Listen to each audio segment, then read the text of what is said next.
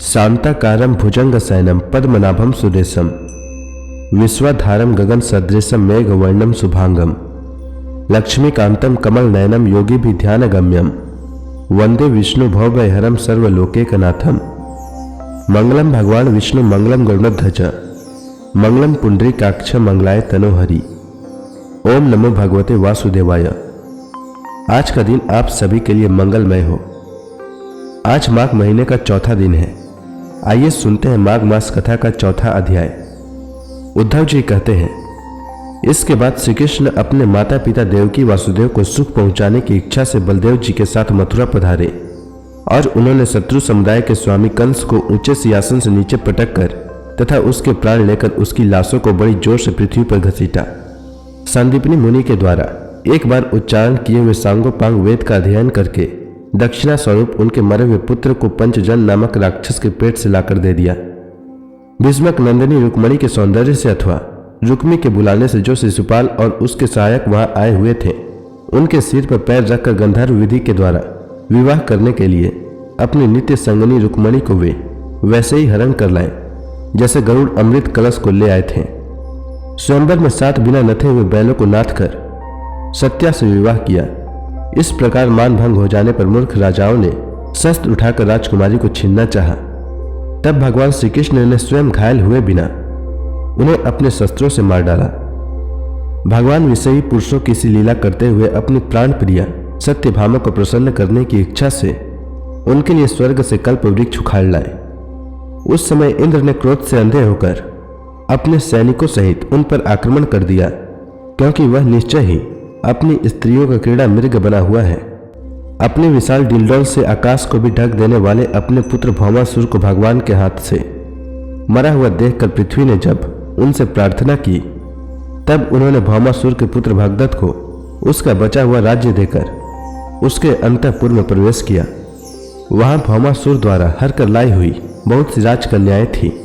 वे दीन बंधु श्री कृष्ण चंद्र को देखते ही खड़ी हो गई और सबने महान हर्ष, लज्जा एवं प्रेम पूर्ण चितवन से तत्काल ही भगवान को पति रूप में वरण कर लिया।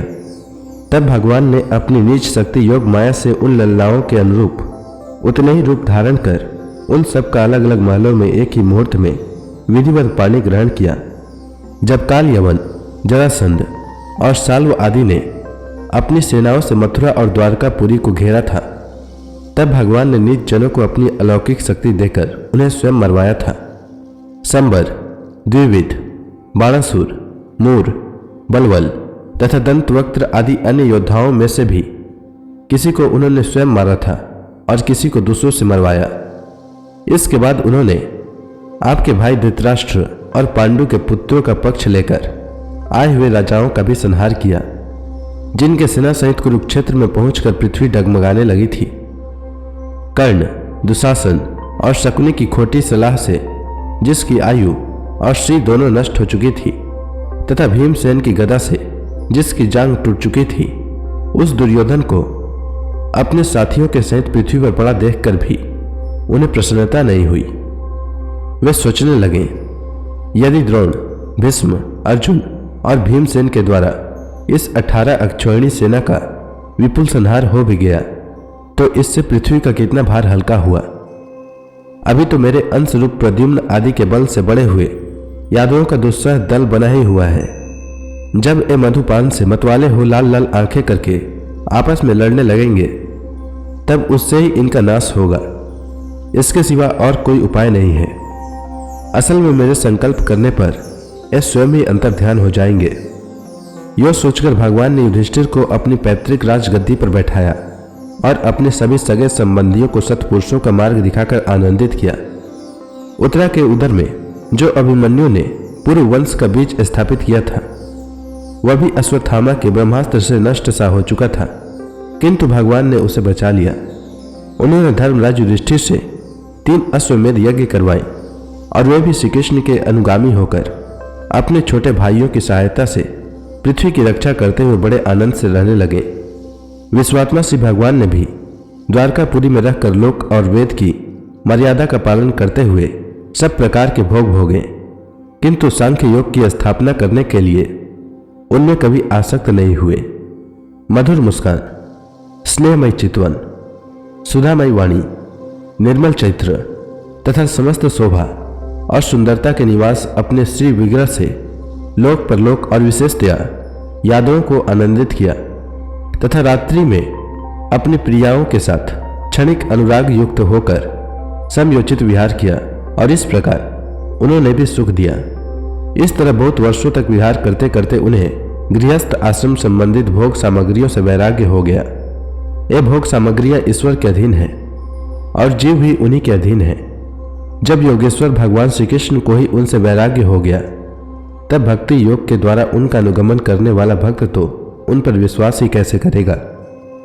एक बार द्वारकापुरी में खेलते हुए यदुवंशी और भोजवंशी बालकों ने खेल खेल में कुछ मुनीश्वरों को चिढ़ा दिया। तब यादव कुल का नाश ही भगवान को अभीष्ट है, यह समझकर उन ऋषियों ने बालकों को श्राप दे दिया। इसके कुछ ही महीने बाद भावी वश विष्णु, भोज और अंधकवंशी यादव बड़े हर्ष से रथों पर चढ़कर प्रवास क्षेत्र को गए। वहां स्नान करके उन्होंने उस तीर्थ के जल से पितर, देवता और ऋषियों का तर्पण किया तथा ब्राह्मणों को श्रेष्ठ गौएं दी।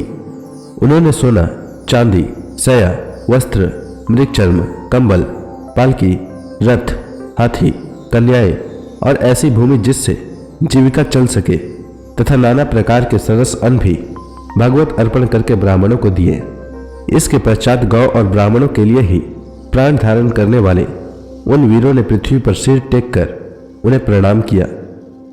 तो इसी के साथ यह अध्याय समाप्त हुआ। इसके आगे की कथा मैं कल के अध्याय में सुनाऊंगा। तब तक के लिए भगवान हरि का नाम लेते रहें।